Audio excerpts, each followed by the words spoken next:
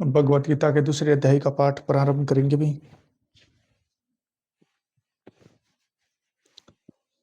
संजय बोले, हे धृतराष्ट्र। तब श्री कृष्ण दयायुक्त नेत्रों में आंसू भरकर अर्जुन व्याकुल चित अर्जुन से बोले, हे अर्जुन, अनर्थ के सेवन करने योग्य अपयसकारक नरक में गिरने वाला मोह इस समय तुम्हारे मन में कहाँ से आया? तुम कायर मत बनो, यह शोभा नहीं देता। तुम हृदय की दुर्बलता को त्याग कर युद्ध के निर्मित खड़े हो जाओ। हे अर्जुन ने कहा, हे मधुसूदन, मैं रण में पूज्य भीष्म और द्रोणाचार्य के ऊपर बाण प्रहार कर कैसे युद्ध करूंगा? इस लोक में महात्मा गुरुजनों को न सताकर भीख मांग भोजन करना उत्तम है, और रथ की कामना के लिए तो गुरुजनों को मारकर उनके रक्षसों भोगों को भोगूंगा। हम नहीं जानते कि युद्ध में कौन जीतेगा। यदि हम जीत भी लेंगे तो भी जिनको मार हम जीवित रहना नहीं चाहते, वही धृतराष्ट्र के पुत्र हमारे सामने प्रस्तुत है। दीनता से मेरी स्वाभाविक वृत्ति नष्ट हो गई है और धर्म के विषय में मेरा चित्त मोहित हो गया। हम आपसे पूछता हूँ, निश्चय करके मेरा भला हुआ, मुझे समझा कर कहिए, क्योंकि मैं आपका शिष्य हूँ और आपकी शरण में हूँ। अतः मुझे ज्ञान शिक्षा दीजिए। मुझे पृथ्वी का निष्कंठ राज्य मिल जाए और देवताओं का आधिपत्य मिल जाए तो भी कोई ऐसा उपाय नहीं दिखता जो कि मेरे इंद्रियों को दुखाने वाले शोक को दूर करे। हे गोविंद, मैं युद्ध नहीं करूंगा। यह कहकर अर्जुन चुप हो गए और संजय बोले, हे राजन, दोनों सेनाओं के बीच में खिन्न होकर बैठे अर्जुन से भगवान श्री कृष्ण ने यह वचन कहे, हे अर्जुन, जिसके लिए शोक नहीं करना चाहिए तो उसके लिए शोक करता, और पंडितों से वचन तो कहता, परंतु पंडित लोग न मरक को शोक करते न जीवितों का। यह बात असंभव है कि मैं पहले न था, तुम भी न थे, और ये राजा भी न थे, और इसके बाद भी न रहेंगे। जैसे देहधारियों की इस देह का लड़कपन, जवानी, बुढ़ापा ये अवस्था होती है, तैसे ही मृत्यु के बाद दूसरी देह की भी होती है। इसलिए पंडित लोग मोक्ष को प्राप्त नहीं होते। इंद्रियों का शब्द आदि विषयों से संजोग, जाड़ा गर्मी आदि सुख दुख को देने वाला, हानि जाने वाले और नाशवान जानकर इन्हें सहन कर हे कर श्रेष्ठ सुख दुख को समान मानने वाले जिन वीर पुरुषों को यह बाह्य पदार्थ क्लेश नहीं देते, वह मोक्ष पाने के अधिकारी हैं। सत का तो अस्तित्व नहीं और सम का भाव नहीं है। इस प्रकार दोनों का तत्व ज्ञानी पुरुषों ने देखा है। जिसमें यह सारा संसार व्याप्त है, उसका विनाश करने में कोई समर्थ नहीं। इस अविनाशी, अचिंत्य और नित्य जीवात्मा के सब शरीर नाशवान है। अतएव हे पार्थ, तुम युद्ध करो। तो जो पुरुष इस आत्मा को मारने वाला तथा जो मरने वाला मानते हैं, वे दोनों ही ज्ञानी नहीं है, क्योंकि यह आत्मा न मारती है न मरती है। आत्मा न कभी जन्मती है न मृत्यु को प्राप्त होती है, न कभी जन्मी थी न कभी मरेगी। यह जन्मा नित्य, कभी न घटने बढ़ने वाली और सनातन है, नष्ट होने पर भी वह नाश को प्राप्त नहीं होती। जो पुरुष इस आत्मा को नित्य, अविनाशी, निर्विकार और अजन्मा जानता है, वह किसको घात करावेगा और किसको मारेगा? जिस प्रकार मनुष्य पुराने वस्त्रों को फेंक कर नया वस्त्र ग्रहण करता है, उसी प्रकार आत्मा पुरानी देह छोड़कर नई देह धारण करती है। आत्मा को हो शस्त्र का नहीं काट सकते, अग्नि जला नहीं सकती, जल भिगो नहीं सकता, ना भीग या गल ही सकती है और न सूख ही सकती है। यह विनाशी, सर्वव्यापी, स्थिर और चल और सनातन है। यह इंद्रियों से जाना नहीं जा सकता, यह कल्पना से परे है और इनमें हेर फेर नहीं हो सकता। इसलिए ऐसा जानते हुए तुम्हें शोक करना उचित नहीं है।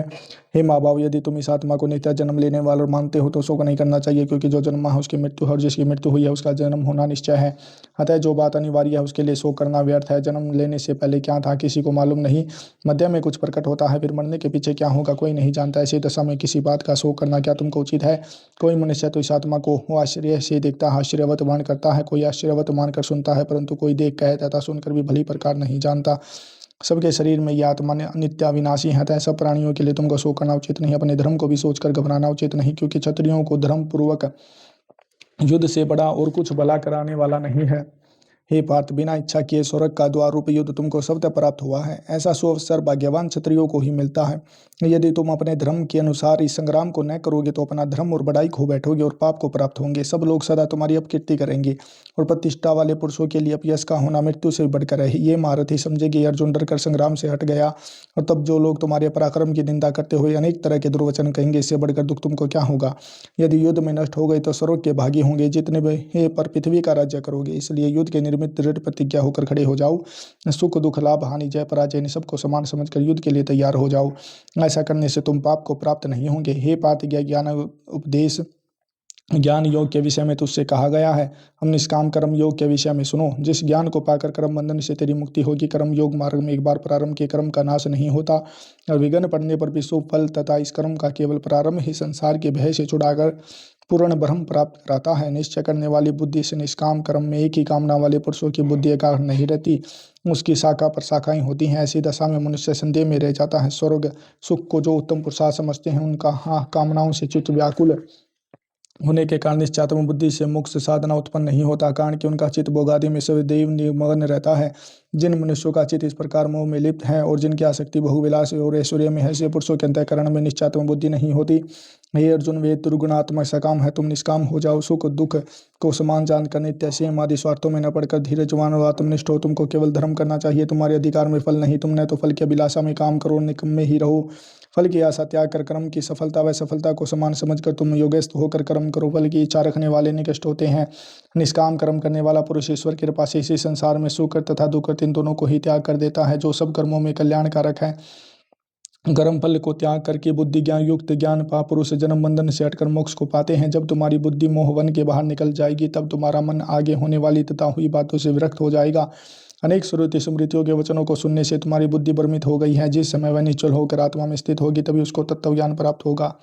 अर्जुन ने पूछा, हे केशव, आत्म स्वरूप में निश्चल बुद्धि वाला किसको कहा है? उनके लक्षण क्या हैं? श्री कृष्ण जी बोले, हे अर्जुन, जो महापुरुष मन की सब कामनाओं को त्याग देता है और अपने आप ही प्रसन्न रहता है, उसको निश्चल बुद्धि वाला कहते हैं। दुख में जिसके मन में खेद नहीं होता और सुख में जिसकी आसक्ति नहीं होती तथा प्रीति भय क्रोध जिसके जाते रहते हैं, वह महात्मा स्थिर बुद्धि वाला मुनि कहलाता है। जो सर्वत्र स्नेह करता है, जो शुभ पदार्थ प्राप्त होने पर हर्ष नहीं करता, शुभ से प्रसन्न नहीं होता, उसी को स्थिर बुद्धि जानना चाहिए। और कछुआ जैसे अपने अंगों को सिकोड़ लेता है, उसी तरह जो पुरुष अपनी इंद्रियों को विषयों से हटाता है, उनकी बुद्धि स्थिर जाननी चाहिए। हे अर्जुन, मोक्ष का प्रयत्न करने वाले विद्वान व्यक्ति को भी प्रबल इंद्रियां बलात्कार उसके मन को जीत लेती हैं। इसलिए सब इंद्रियों को विषयों से रोक मेरे विषय तत्पर हो जावे। जिसने इंद्रियों को वश में कर लिया है, उसकी बुद्धि निश्चल है। जो पुरुष विषयों के ध्यान में रहता है, उससे उसकी प्राप्ति हो जाती है। प्राप्ति होने से कामना होती है। इच्छा के पूर्ण न होने से क्रोध से विवेक होता है। विवेक से समन शक्ति नष्ट हो जाती है। समन शक्ति के नष्ट होने से बुद्धि क्षय हो जाती है। जिसकी बुद्धि का नाश हुआ है, विनाश को प्राप्त होता है। जो पुरुष राग द्वेष से रहित है, इंद्रियों को विषय सुख का अनुभव करता है और अपने मन को वश में रखता है, वह शांति को प्राप्त होता है। शांति मिलने पर सब दुखों का नाश होता है। प्रसन्नचित्त वाले की बुद्धि तुरंत निश्चल हो जाती है। जो पुरुष योग युक्त नहीं है, उनको निश्चल बुद्धि प्राप्त नहीं होती, भाव उत्पन्न नहीं होते। भावना के न होने से शांति प्राप्त नहीं होती। अशांत को सुख कहाँ से मिलेगा? इस कारण हे माँ बाप, जिसने इंद्रियों को विषयों में सर्वथा रोक रखा है, उसी की बुद्धि स्थिर है। जो सब प्राणियों की रात होती है, उसमें संयमी जागता रहता है। जो सब प्राणियों की रात होती है, उसमें संयमी जागता रहता है और प्राणी मात्र जिस समय जागते हैं, मुनिजनों की वह रात्रि है। जल से भरे पूर्ण समुद्र में जल भरने पर भी वह अपनी मर्यादा पर ही रहता है। उसी तरह जिस पुरुष में इच्छा न रहने पर भी सब विषय भोग प्रवेश करते हैं, उसी को शांति मिलती है। विषयों की इच्छा करने वाले को शांति नहीं मिलती। जो पुरुष सब कामनाओं को छोड़कर इच्छा रहित हो विचारता है, ममता अहंकार जिसमें नहीं है, वह शांति को प्राप्त होता है। हे पार्थ, प्राणी स्थिति यही है। ऐसी स्थिति मिल जाने पर प्राणी फिर मोह में नहीं फंसता और अंत समय में निर्वाण ब्रह्म प्राप्त होता है। दूसरे अध्याय का महात्मा। श्री नारायण जी बोले, हे लक्ष्मी, दक्षिण देश में एक पूर्ण नाम नगर था। वहाँ एक देव सुसरमान बड़ा धनवान रहता था। वह साधु सेवा करता था। जब साधु सेवा करते हुए 7 दिन बीते, तब एक बाल नाम ब्रह्मचारी आया। उसकी बहुत सेवा की और विनय की, हे संत जी, कृपा कर मुझे श्री नारायण जी के पाने का ज्ञान उपदेश करो। तब वह ब्रह्मचारी बोले, मैं तुझे गीता जी के दूसरे अध्याय का पाठ सुनाता हूँ। जब देव सुशर्मा ने कहा, श्री गीता जी के दूसरे अध्याय को सुनने से कोई जीव मुक्त भी हुआ है? बाल ब्रह्मचारी ने कहा, मैं तुझे प्राचीन कथा सुनाता हूँ, श्रवण कर। एक याली वन में बकरियां चराता था। एक दिन रात को याली बकरियां लेकर घर को चला। मार्ग में सिंह बैठा था। एक बकरी सबसे आगे जाती देखकर सिंह भाग गया। तब याली यह देख बड़ा आश्चर्यचकित हुआ कि मैं भी वहां आ खड़ा हुआ। उस चरवाहे ने मुझे देखकर कहा, मैंने यह आश्चर्य देखा कि बकरी को देख शेर डर कर भाग गया, अतः तुम त्रिकालज्ञ हो। यह वृत्तांत मुझे सुनाओ। संत ने कहा, हे आली, मैं तुझे पिछली वार्ता सुनाता हूँ। यह बकरी पिछले जन्म में डायन थी। जब इसका पति मर गया, तब यह बड़ी डायन हो गई। जिस सुंदर बच्चे को देखे उसी को खा लेवे। और शेर पूर्व जन्म में फंदक था। वह पक्षी पकड़ने वन को गया और यह डायन भी वन को गई।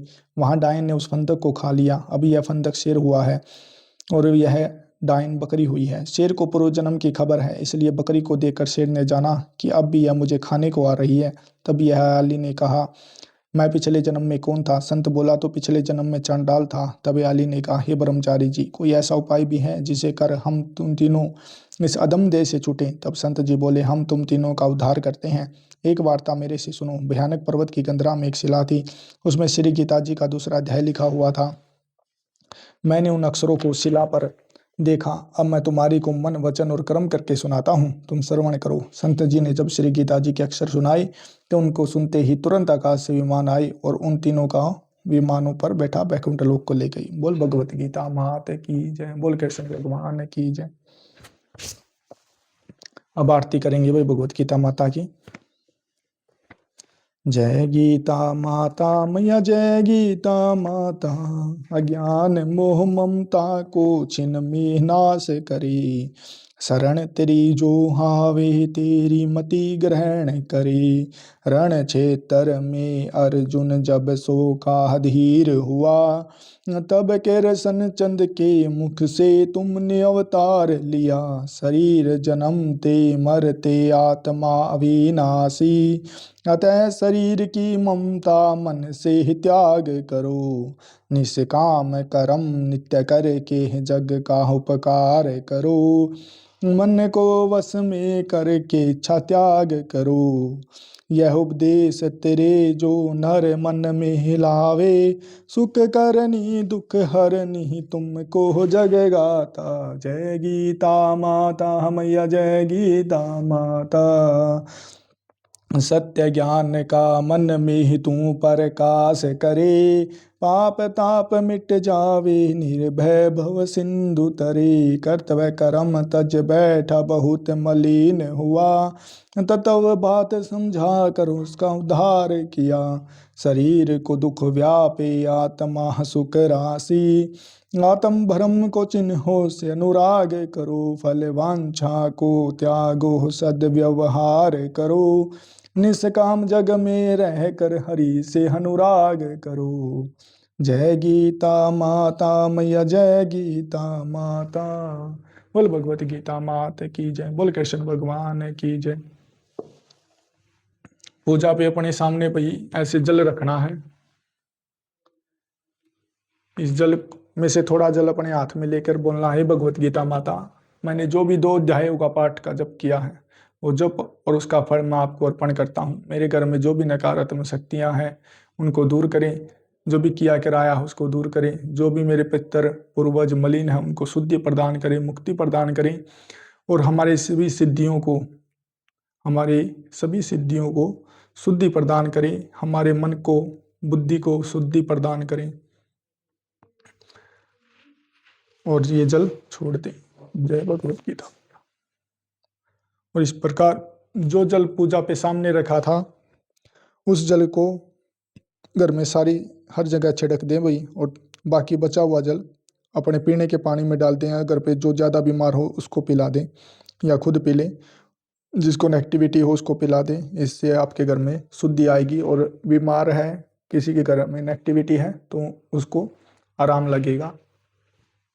इस प्रकार 2 अध्याय हम नित्य प्रति करेंगे भाई, और 9 दिन में हमारी भगवत गीता का अध्याय पूरे हो जाएंगे।